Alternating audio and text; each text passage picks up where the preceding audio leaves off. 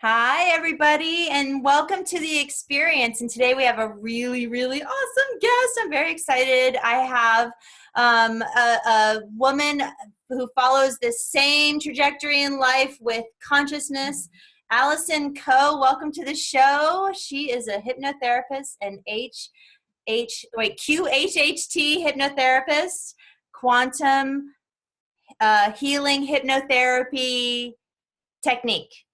Yeah, Therapist. something like that. Yeah, and I'm just going to let her talk. It's very casual. We've been chatting and getting to know each other, and she is awesome. And I'm sure if you've heard of her, you know she's absolutely awesome. So, the cool thing about Allison, and this show is about the experience. So we're going to talk about some of her experiences, but we're also going to talk very much about the cool work that she's doing and the cool information that's coming through her clients. But I wanted to start, I want to talk a little bit about your early life, but yeah. So well, why don't we just jump in there? Because I think on your website, it does talk about the fact that you were an accountant. And I think that's absolutely phenomenal because, wow, accounting for me would just be what. But what about your childhood? Like, tell me about your mother. No. So Oh, my parents, they're awesome. They live about 10 minutes away from me and they're still married. They got married in high school. So wow. I remember looking at my parents' yearbooks, and I was looking for my mom under her maiden name, and I couldn't find her because they had gotten married. They were married in high school? They were married in high school. Who does that? Well, if you get pregnant in high school, I guess you do that. So my parents had 5 kids by the time they were 23. I'm the baby. And so there's like, so they're still really young. And so was it a shotgun wedding? I'm pretty sure it was a shotgun wedding. Yeah, absolutely. No judgment. It's just, I think a lot of us can think back to high school. I think I dodged a few shotgun weddings myself. Woo, thank goodness there were not major ramifications. That's all I got to say. Yeah, my parents taught me what not to do. Don't get married and have 5 kids by the time you're 23. And so, yeah, I come from this very large family, and we're all very close. My oldest sibling is 5 years older than me. And so we're like literally stair steps right after the other. I think we're all Irish cousins. I've heard that term before, and I think anyway, so my parents are wonderful. I grew up here in Portland. All my family's all over the place, but they're pretty close. And and I married a guy who grew up a block away from me.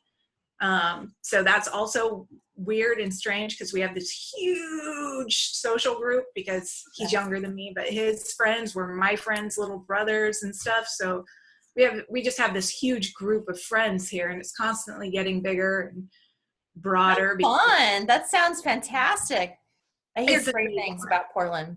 It's a beautiful city. We've thought about leaving, going to Hawaii and things like that, and it's just we never do. It's beautiful here. Yeah, it rains for like 4 months, but then the rest of the time you're just like, oh, this is amazing. I love it here. Yeah, and it sounds worth it. Yeah, and you can do work like this. Like I'm busy all the time because of the vibe of the city too. So it lends itself to doing this type of spiritual work and going on these spiritual journeys and attracting like-minded people. So really, I feel very blessed to be here. I feel blessed to have chosen the family I did, and in the place that I chose myself. The 5th kid. I did it well because then they ignored me. So I could go do anything I wanted. Not the work of a new soul, I would guess. Someone who's just getting cracking. No, yeah, I think I dialed it in pretty well there. Yeah, pretty well. Good job. Ignore me just the right amount so I can go investigate things and go play and go do these things and not have you breathing down my neck. But love me just enough so I'd never have to worry about that stuff. That's awesome. Yeah. So spirit high five. So did you have any like paranormal metaphysical things happen to you when you were a kid? Were you attracted to esoteric metaphysical things as a child? I was always attracted to esoteric things, especially like things like Edgar Cayce.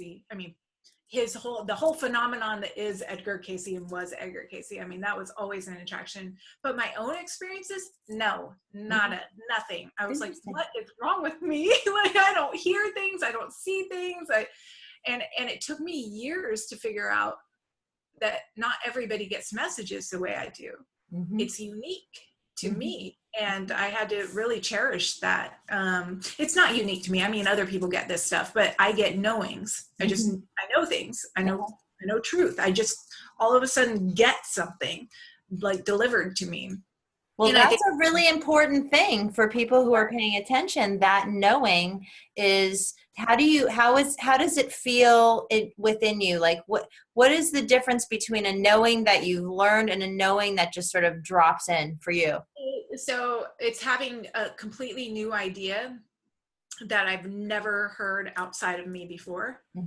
And so, so the last major time that happened was when I was doing that accounting work. And yes, I'm super spiritual, was awake and aware, and constantly like listening to spiritual studies all day long on my headphones and integrating the information into my life immediately, like trying it out. And so I wasn't just letting it, getting an idea and letting it skip by. But so it wasn't you weren't intellectualizing it. You were integrating it. Yeah, absolutely integrating it. So during this whole process, all of a sudden I knew that there were two earths and that they were splitting apart, and that one earth had these ideals and the other earth had these higher ideals. And I started drawing it all out, and I started recognizing when I was kind of a match to the new earth, a match to the old earth, and all of this stuff just came to me. Now, I didn't know who the heck Dolores Cannon was, or any of her, like, I didn't know about any of her at that time. Would have been like 12 or 14 books. I didn't know any of this stuff. I'd never been introduced to her. In fact, anytime her head popped up on my YouTube screen, I'd be like, nope, not going to listen to you. Like, hello. And the higher self was trying to be like, Allison, come listen. I was not having it. And so, I get this big download one day of information, and God bless some of the people in my life. I mean, God bless them all, but some of them really let me like break it down to them. I was like, so there's two earths, and and they were like, they were like, oh, that's cool. They didn't like call the cops or anything and like had me. So I'm thankful for that. But yeah, then I got introduced to Dolores Cannon, and I was like, duh. That's why I'm getting this stuff. Like, I'm meant to be doing this work. So, so the knowings, the getting that information and how it comes in, it's when I have a whole chunk of information that I never had before. And it's a perfectly formed idea, a perfectly formed concept. And then also just having a built-in truth meter. Like, I can tell when I hear truth. Like as you point to your third eye. Yeah, absolutely. It's there. It's there, and I think that's been there for a long time. Like knowing, seeing the behind the scenes kind of blueprint of something, whether it's true, whether it's false, whether it's right for me. I've always had that truth detector. So that feels really good. So in talking to, like in expressing that aspect of yourself, I'm feeling called to ask you if you have any advice for people who may be not necessarily following that aligned aspect of self that is, maybe they have that and they've just been taught not to pay attention to that. And I feel like you would have a great way of breaking that down for somebody. From your point of view. Yeah, and I think a lot of us are taught that we don't know. We couldn't possibly be tuned in. And so it is a matter of starting to trust yourself slowly but surely. And definitely when you get proof that there are no coincidences. I think just wrapping your head around that and really, really accepting that truth will allow for you to start strengthening that dialogue between yourself and to start trusting yourself, because that's like, I could have just easily like said, okay, I got this idea of these two earths, and then, oh, isn't that a coincidence? Like, this woman who's been doing this work for 40 years has written all these books on this stuff, and I've never read a single one. And that's just a coincidence. Like, no, there's no, like, I could have done that. Don't do that. That's my advice. Don't do that stuff. Like, don't do that. Just absolutely look at everything you're being given and see it as maybe a next step to the next step to the next step, and start trusting it. Trusting that you're dialed in. Yeah. Who's going to do it? You know, no one's going to, I mean, people could say you need to start trusting yourself. This is real. Or you can just say, I'm going to start trusting myself, because who else? There's no one else that's going to just tell you, okay. I mean, even if, and I've said this before too, if you're given a certificate, say you've been given a doctorate, okay, now you have permission by the powers of the state and the world to perform surgery legally with support from the medical institution or whatever. You still have to go into that space of like, I am now a doctor. Like, you have to step into that space, right? Yes. And I mean, tell me if I'm wrong. I feel like that's what you're saying. It's like, own it. Just start to own it. Step into it. And also, so many people don't realize that that's a gift. So many of them think, oh, if to be psychic, to be gifted, or to be tapped in means I must hear things. Sensitive. My ears are over here. Hear things or see things. Like, I need to be clairaudient, or I need to be clairvoyant, or I need to be a medium. It isn't always there's a broad spectrum of psychic abilities. Those are just a couple of them. Yeah. So everyone's skill set is different. Exactly. And so I think people just aren't aware that that is one of those skill sets, actually getting like downloads, getting knowings. Yeah. And I had one astrologer tell me, she's an incredible astrologer. We did like a trade session and stuff. So she gave me this deep reading of my natal chart. And she was like, no wonder you get these knowings. No wonder you can like translate dreams and do this work, because you're a double Virgo, and Mercury is your sign, and your, what do you call it? Anyway, rising, ascendant. No, it was your planet, your ruling planet. Oh, your ruling planet. I never remember that stuff. And Mercury is like the planet that knows things. Like, that is, I'm not gonna do it justice here, but basically. Well, but I've also heard that knowing is also a really open crown chakra. You know, that you're just getting information directly from source. So it's just dropping in there, and so it's like having a radio signal on the top of your head. It's a good sign. It's a good sign. Yeah. So people, if they get that, if you guys get that, and you're out there and you're listening to this, man, tune in, Tokyo. You got it. Absolutely. That is so good. Don't throw the baby out with the bathwater on that one. That is a gift. It is. And I think so the follow-up to that is like, well, people are going to think I'm a freak. Yeah, I think definitely it matters who's around you, and it matters how you use it, but you have to find special people. I mean, I didn't tell my husband about the two Earths stuff. No, he can't handle that information, and he would have said I'm a freak.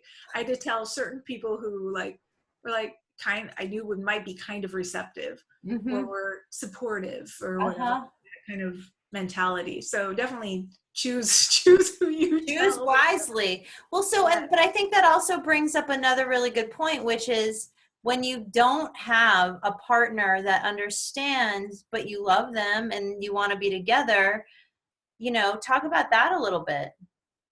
Oh yeah. I think that's what a lot of people face is when they're on this spiritual journey into self and into awakening. If they're with a partner who isn't on that journey with them, one of the rungs on the ladder of the spiritual awakening is, they're just, it's that super highly judgmental, they're not doing the work, I'm doing the work, and they're not doing it, and I'm so much more evolved than them, and I have to get out of this relationship. That is a rung on the ladder. It's just normal to have that, where you kind of Right. judge everybody else who's not doing the work. Right. Well, it makes it easier if everybody would just do the work, then you could just continue. Absolutely. But then the next rung on the ladder is to understand, everybody's on their own path. They're at their own pace. Actually, me judging them is making me a judgmental bastard. I'm like, I gotta leave the judgments behind. And anyway, it's just leaving people to be on their own journey. Yeah, I think that's a really very cool way of putting it. It's like there's another step that could be explored that doesn't mean total wreckage. Yeah, it doesn't mean you have to. Another way of not throwing the baby out with the bathwater. I mean, it's like, don't throw the husband out with the bathwater. It's like, what the hell? You don't need your marriage, that's one thing. But if it's just because you're suddenly awake or you're on this journey and they don't match you, keep going a little bit further and see if you're there yet. If the separation keeps continuing, or if you can get back to center, because that, like I said, it's a rung on that ladder. Yeah. And that's awesome. Yeah, so I'm lucky I kept going on that, because I remember that stage of just being like, ugh, he's such a moron. And thank God I stayed with him, because every relationship has these, they have purposes, and it's like, my husband, because I got laid off from my accounting job. Thankfully, that was like the best planned layoff ever. And because I'd been designing it for a couple of years. So I was like, I need all this stuff, and I got everything I had designed. And thank God that I had this relationship still with my husband, because he was so supportive of me doing what I love. He was like, one of us should at least be able to do what we love.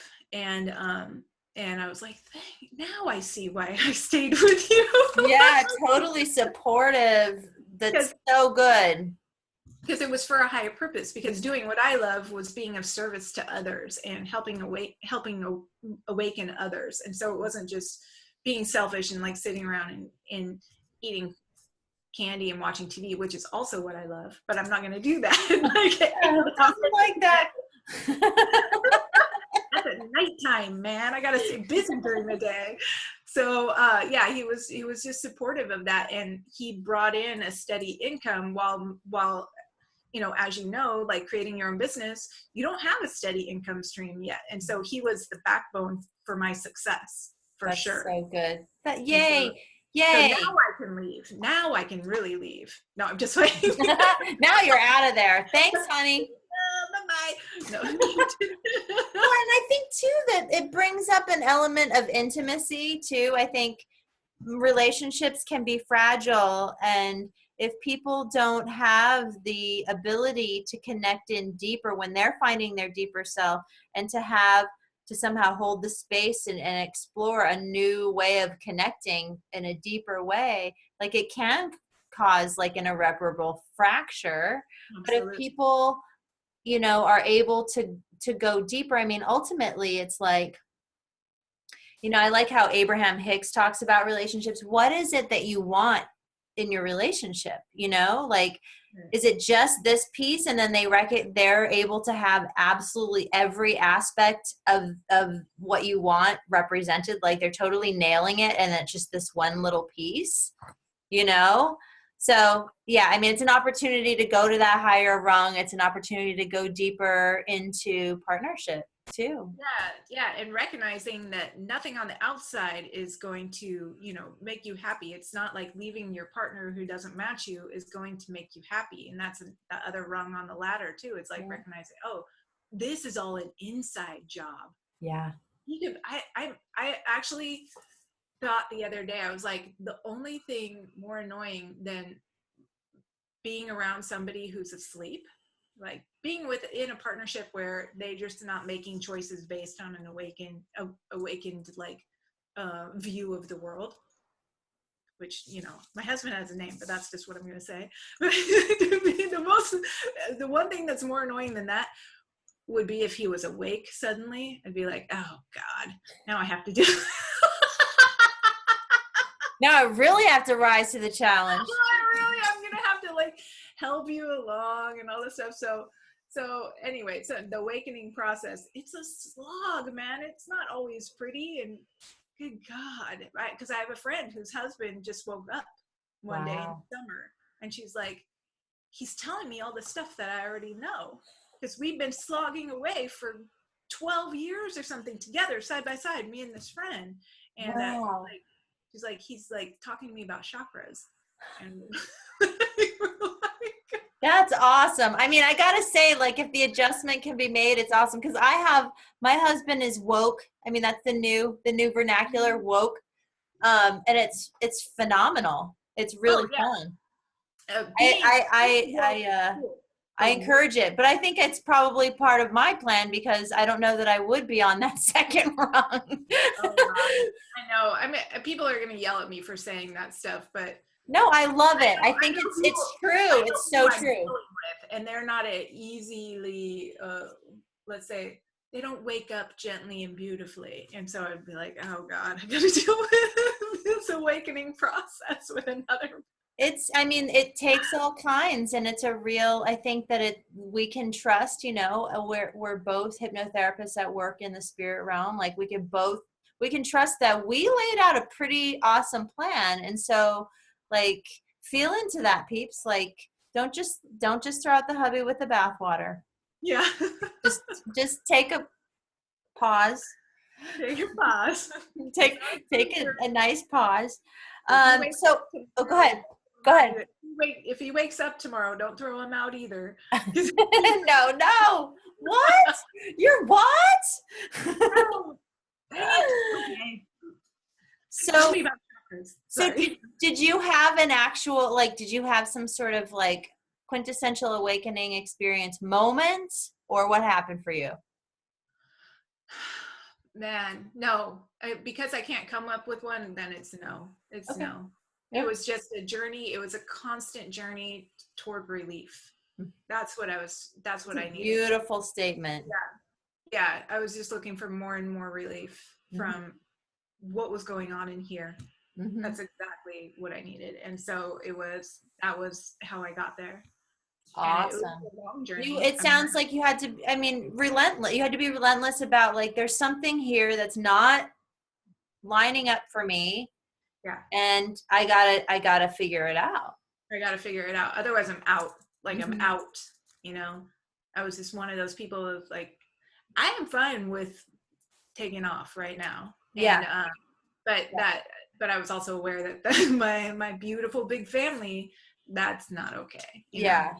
Yeah. Their would suffer. So yeah, I had to really work on it, and not, you know, I did the whole numbing and dumbing thing for a while, as I think a lot of people do. And it wasn't like I was numbing and dumbing from anything in particular. I didn't have like hugely traumatic events. It was just being human. Yeah. I found it very hard to be human. And I found it really tough. And it's tough. It's no joke. Yeah. And having stuff from another life that I later found out was completely affecting me. And so I was very shy. I was disabled by shyness. That's kind of hard to imagine now, but I was, it was so thick and rich and controlling of every aspect of my life that it was akin to having my feet chopped off. That's how much it controlled me. Like I was literally disabled by it. Wow. And so getting relief from all of this kind of junk, you know, that was some of it was a carryover, some of it was from this life. And so that's how I started on my journey. And then just plugging away at it and deciding that numbing and dumbing wasn't going to get the job done. Yeah. You know? Yeah, And absolutely. I think that's a really important part. I think people may, out there may be exploring that contemplation of like, what is it that's preventing me from growing and yeah. moving into the place where I have more access to that information. So I think that that's really good to share, because people do numb because there may not be any other reason than life is kind of whoa. Yeah. What really helped me, the first thing where I remember this aha moment, Nora. I remember it like it was yesterday. And it wasn't that I was suddenly awake or anything. It was just, I had gone in that journey of searching and stuff, searching for the spiritual answer to what I was dealing with. And it was when I heard Eckhart Tolle's concept of the ego being separate from who you truly are. Mm-hmm.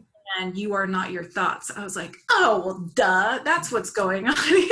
Oh, thank you. I'm not my crazy thoughts. Yeah. I'm not my crazy thoughts. And I could control my thoughts. Mm. That's huge. Huge. That Huge. was huge. That it should always be. I think that should always be the groundwork for anything you do. Yeah. Is like, oh, I can actually control what I'm thinking. Yeah. And I'm not what I'm thinking either. Because believe me, that was where the issue was. I thought I was what I was thinking. I thought I was Right. those thoughts. Right. So do you have a practice that you use to help you to stay centered or grounded or in alignment? Yeah, I definitely do. And I know it's different for everybody, but for me, it's, I have to work out. Mm-hmm. I have to hit the gym hard. I have to meditate, and I have to eat very clean foods. Mm-hmm.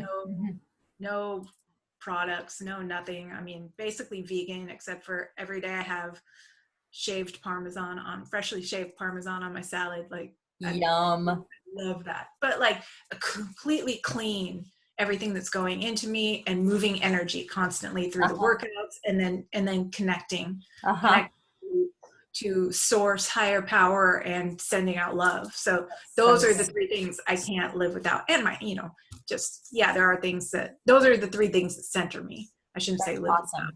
That's so good. That's so when you started recognizing that, was there a noticeable shift in how things started showing up for you? Yeah, actually, it just propelled me on that whole path of, like I said, integrating that into my life and starting to pay attention. And how can you control your thoughts? Well, you have to be present. You have to be aware. You have to be in the now in order to control your thoughts. And if I can control my thoughts, what do I want to think? And then the whole thing about, well, your thoughts are actually creating, that whole law of attraction stuff. So it just propelled me on a whole journey into self and into controlling my thoughts about other people, controlling my thoughts about myself, which is usually the last one you're able to do, is just controlling those thoughts when you look in the mirror, oh God, and just being, nope, switch it, oh God, Yeah, so good. That's really, really cool. That's a good, you simplify it in a way that I think people are really going to appreciate. So I thank you for that. So, I want to ask some questions about I want you to talk about your hypnosis. So why don't this is probably a good time for you to talk about the technique you use and how it works for you in your practice. Yeah. So I use Dolores Cannon's quantum healing hypnosis technique, and I've been doing that for about 3 years now. I'm lucky because I've been very busy. I have hundreds of clients. So it works pretty dang well. Really well. And they use a visual technique as a deepening to get through a past life. So during the induction stage, you use a visual technique. So you're asking people to see things, and you're asking them what they see, all this stuff as a deepening corridor. And then you're going down into a past life. We call it a past life, but it can be a life completely out of time. Mm-hmm. It can be a simultaneous life. It can be, we have half the time we have no idea when this is occurring or where it's occurring. Mm-hmm. But they're shown a life. Mm-hmm. And then we go through that life, we travel through that life to a couple of important days and through the death, and then we access the client's higher self. Mm-hmm. And the client arrives with a list of questions that they're seeking answers to, and questions about their life, about their loves, about their relationships, about their future, their purpose, career, all of this stuff.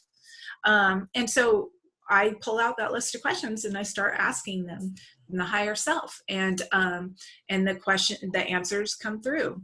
On the perfect session, every answer would come through, and it would be deep and rich and powerful and detailed and everything. But every session mind blowing stuff. But every session is completely different. Yeah. And so I find that some days the client isn't satisfied. Most of the time they are. That's why I'm so busy. But sometimes you have like sessions where you're like, I'm sorry, I would be frustrated too if my higher self gave me 2 answers and I waited 3 for a session. Like, no, you are barred. You're blocked at the gate. Sorry. Yeah. Yes. And like, how frustrating would that be? And yes, you still need to pay me. I just want to make it clear to everybody out there, I do not have 100% like crazy success rate with clients getting what they think they want or what we both want for them. The higher self controls this stuff. So sometimes they're like, they only need to have this portion or that portion. Yeah. And it seems like a cop out to say that, but I would be, I'm not powerful enough to like control their connection to that higher self. We can't know. And I, of course I can relate to that too. And the idea that, they'll be going along and they're great and everything's flowing. And then all of a sudden it's like, door is closed. Doors go slam. Yeah. And so sometimes it's just not time. Quick question. No. Do you guys go through the womb at all? No, certainly some clients are shown that because the higher self is deciding what they want to show the client in this. So we don't do that as part of the journey, but I definitely have clients who've gone through the womb, which is very powerful. Yeah. Yeah. Do you do that? Yeah, that's standard in the training that I've had. But some people just leave. They don't even go there. Like when you're regressing them, they're sometimes already in the life before you get out of this one. They're ready to go. And sometimes they're, it's a variety of things, but I'll tell you about that. It's really fun to play with it. Yeah. I'd like to learn that because I think it's hugely powerful too, and it is already a portal. You're just fresh in. You're fresh in the life. So it is a powerful. If the person is there and accessing stuff, it's fun to go in deep and ask some fun questions. Oh yeah, that would be great. That would be really fun to do. Yeah. Really fun to do. Yeah. Like the LBL technique, they ask, is this physical body a good match for the soul self? Is it a good match? Are there adjustments that needed to be made in the brain, electrical circuitry, basically, all kinds of like deep, fun questions like that. And often they're just like, I don't know. But there are times when people are like, oh yeah, this one needed a lot of tweaking before I came in, but I'm used to that, or like, yeah, I did this and I did that. Because people get familiar, the more lives that they have access to, they get good at just hopping in there and doing what they need to do for what's ahead. I'm coming to do this, so I need to be able to do X, Y, and Z. Absolutely.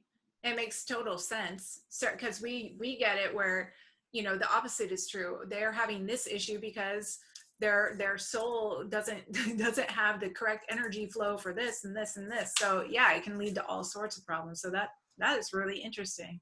Yeah, it's really fun. Yeah, we'll definitely need to talk because there's some fun stuff, and I'm sure Dolores has some really amazing stuff. I have never had QHHT. So that would be really fun. I'll have to come out to Portland. Yeah, we should do that. Yeah. We should do that. I would rather go to Hawaii, man. Yeah. Well, I'm in North Carolina now. Oh, you're in North Carolina. Oh, okay. I thought you were in Hawaii, and so I thought it was earlier there. That's why you said No, we're on the East Coast. Yeah, I was born and raised there and lived there. You were 3 hours ahead of me recently. In Hawaii, but no, of course you're 3 hours later. Okay, that makes sense. Oh, God, I thought you were gonna be all, like you spent the day on the beach. Yeah. Well, maybe you did, I guess. This chick looks like she's from the East Coast. What's going on here? Transplant. I had already worked it out in my head. You were a transplant. That is a really good segue, because I actually wanted to ask you questions about extraterrestrial components and anything that is perhaps related to your experience and your heritage galactically, or also clients. Well, I haven't really explored that in myself, because usually when I have sessions, I'm like, how can I help more people? What do I need to do to get out of my own way to help more people? What do I need to do? And I'm never like, where am I from? Because I'm like, that's old. Like, I need to know where I'm going. So I never have, I should focus on that at some point. I'm just curious. I don't want to make you feel like you don't. I mean, it's just a lot of. I get a lot of ETs, so I'm just curious. Yeah, I get a lot of ETs as my clients for sure. But let me just say, I don't know who the hell I am. Who the hell am I? Where am I from? Anyway. So, but yeah, I have wonderful sessions with clients who are from all over the place. Some of them, are the RH negatives, and they have like, oh, cool, reptilians in them, and it's really cool to explore what that actually means, and how they're not all bad, because it's so diluted by the time it gets to them and all this. But it's really interesting stuff. And then certainly when we go to these like past lives and stuff, a lot of them are spent like on other planets.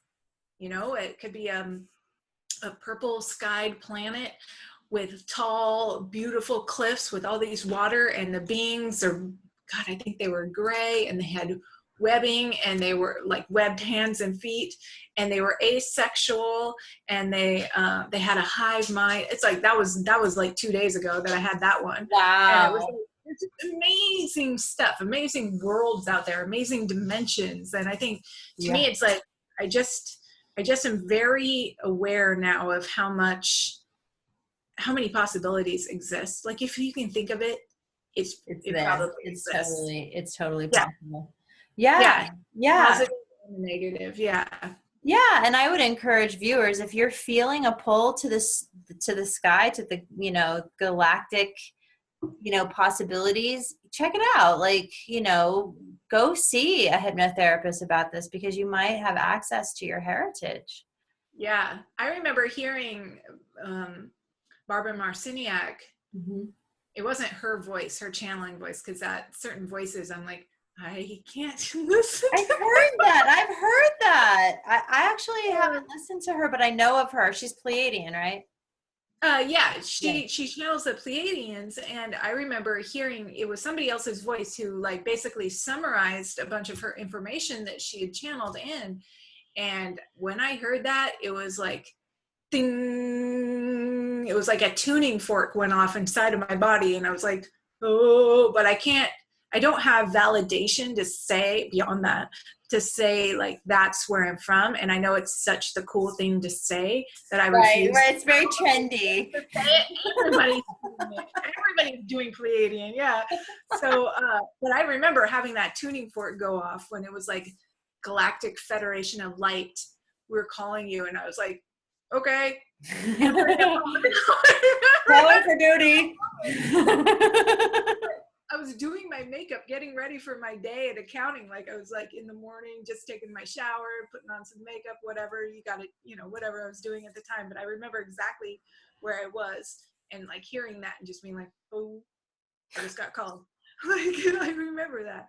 Well, So I think that's a pretty good sign. And I have a fun resource. I can off air. I can share a fun resource that you don't have to pay anybody for to check it out. ooh, yeah. Yeah. I don't like pain. I don't like pain. No, I just yeah, that would be really cool. I'd like to check. Yeah. Yeah. Okay. So I have other questions for you. Have you ever had any spontaneous past life recall? Oh, I've had dreams, past life dreams, but not, okay. I had this one incident that knocked me on my butt pretty much, but I can't say that that was past life.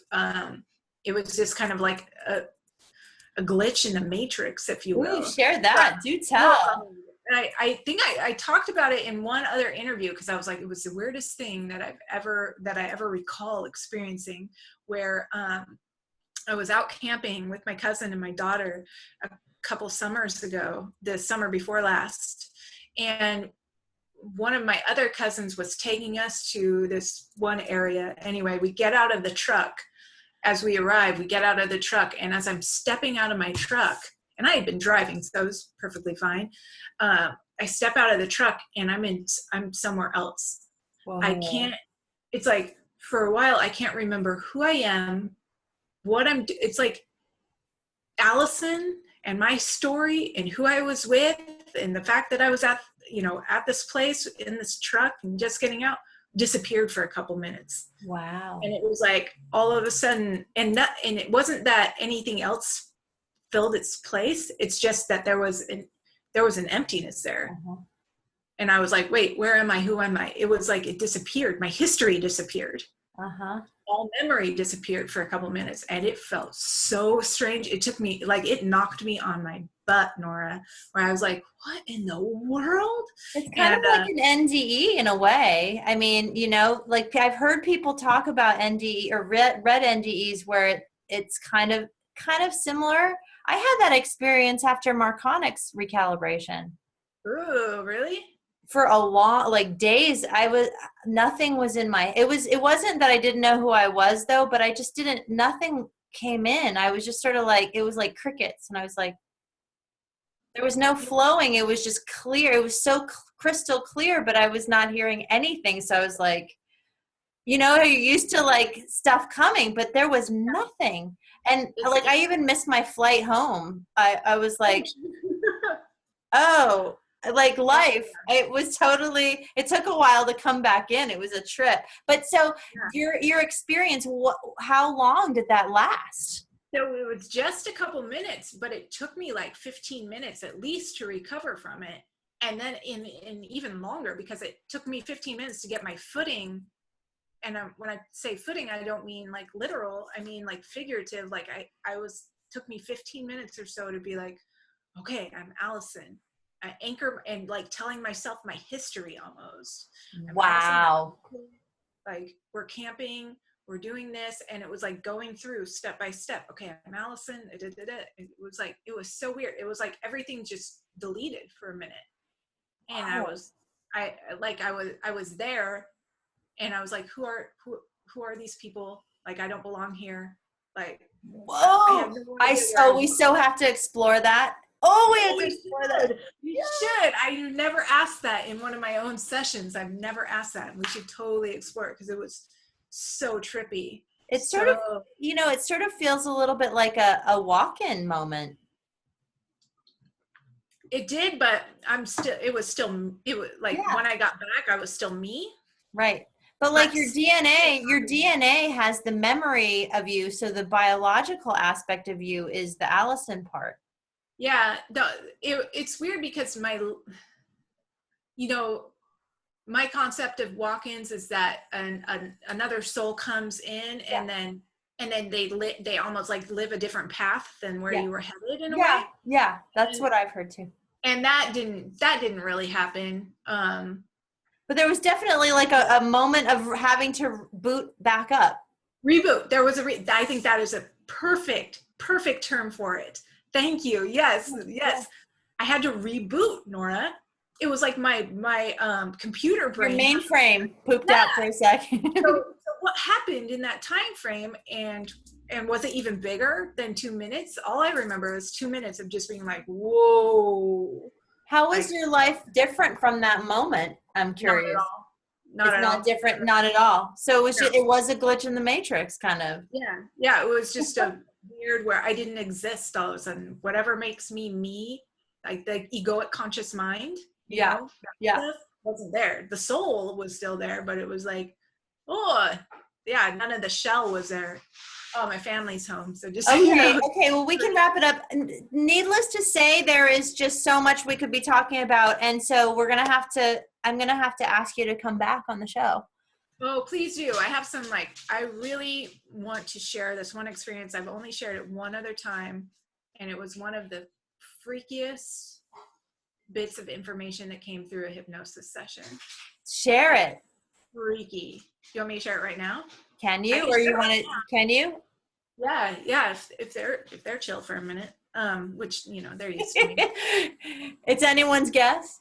So I had this client who arrived. Like I said, these clients arrived with a list of questions, and so we go over the list beforehand, before we head into the hypnosis, just so just so I'm aware of what they actually mean by certain questions and what their deeper history is, and whether we need to add questions to the list or whatever.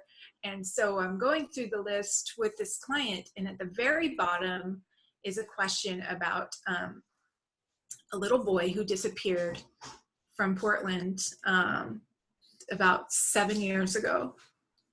And she has no relation to this boy, but it was his picture was plastered all over billboards in Portland for years. Wow. For years. What happened to Kyron Horman? That's his name, Kyron Horman. I can say it because he's not my client. So his name. What happened to Kyron Horman? And he was this little 6-year-old with little glasses, little boy, like kindergarten or first grade. And he just disappeared from school one day. Wow. So he went to school in the morning. No one saw him after like this one science fair or something.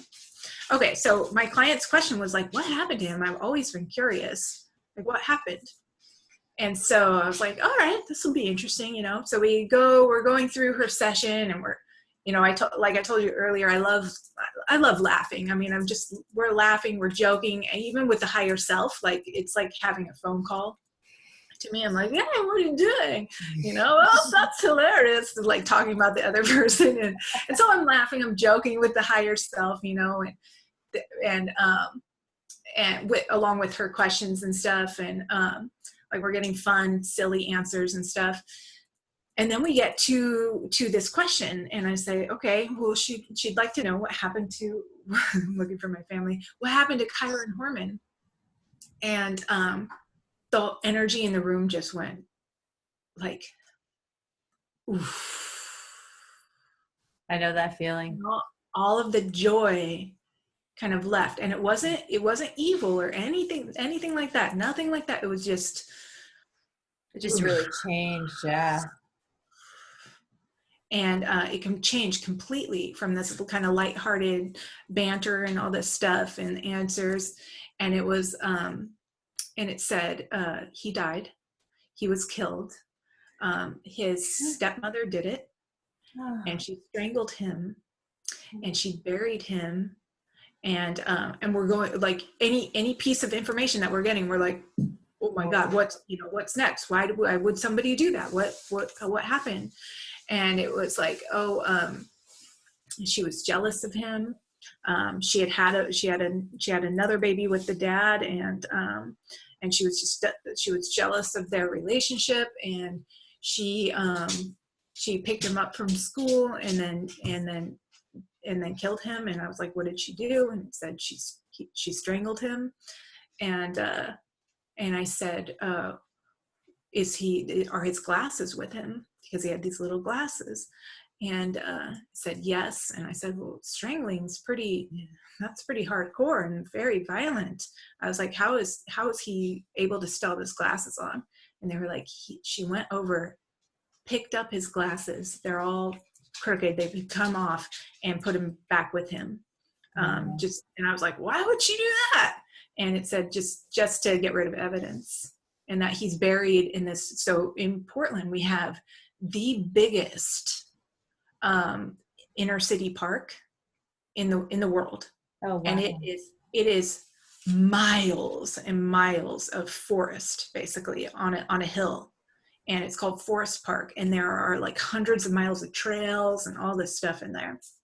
So people like actually live in there. Like they actually live in there. And so they said that she buried him in there. Wow. And I was like, what should the client do?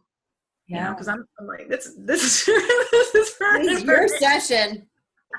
She made me ask. I'm like, what should she do with this information? Yeah, totally good question. And they said she can make an anonymous report and tell them how, like, tell the authorities how she got the information and let them know what came through, and that's what she can do. And then all of a sudden, the voice changed and it said, they should watch her. They should watch her. She's going to do it again. And she's also going to go visit the site where he's buried. She should be watched. She's going back there. She's going back there to check on it, to make sure he's still covered. And it kept saying that, said that like 4 different times. She's going to go back. She's going to go back. They should be watching her. They should be watching her. Oh, I have the chills. And so a couple days later, Nora, a big storm rolls in. It was a Columbus Day storm. And this is like 2016. So it was like November 2016 or October or something after my session. And whenever Columbus Day is, I don't know. You shouldn't even have a day. Anyway, so that's a different point. So anyway, the Columbus Day storms roll in. And so I was like, that's why she's going to go check. She's going to go make sure. The storm. Yeah. And so anyway, this woman is known by authorities. She's always being watched. She's tried to kill like her boyfriend. Because the parents immediately, the step parents, or the father and the stepmom immediately got a divorce. Uh-huh. And anyway, so she was off on another relationship, and she tried some crazy hijinks with that one too. But so 6 years later, we hear that the FBI has reopened up the case and is reinvestigating the case, and specifically with her as the main suspect. So it is really, that one was kind of like the freakiest one, where it was, because it's literally in my backyard. Like, I'm looking at the window and I could see the park there. And it was just, oh God. And the chills, all the hair on my arms and the back of my neck was like, zoom. Well, I think people don't realize how you become instantaneously mediumistic when you're in that state. And so that's what's powerful about it. You can have access to anything. Yeah, truly, because it's all connected up there. Mm-hmm. They can connect to everything. They can see everything. And so like getting information like that was like, holy crap. Like I kind of wish there was more of that going on. Well, maybe, but, maybe we can change that. Well, let's finish up the interview and then we'll close up. But I want you to share your website. I want you to share any information that you want people to be aware of. Maybe even tell them that you're booked through me. I'm so blessed, and I'm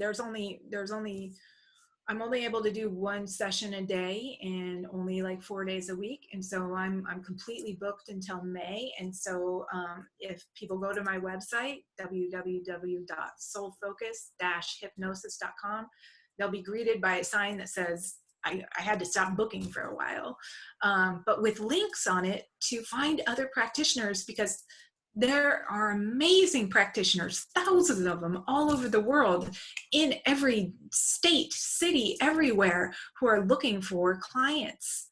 And so please, I'm not the only one who does this, and I don't want to rob, it's like, I don't want to rob other practitioners of clients. I want to, it's a really cool tool to use to get to this level of knowing yourself, healing yourself, raising your vibration, and moving on, getting answers.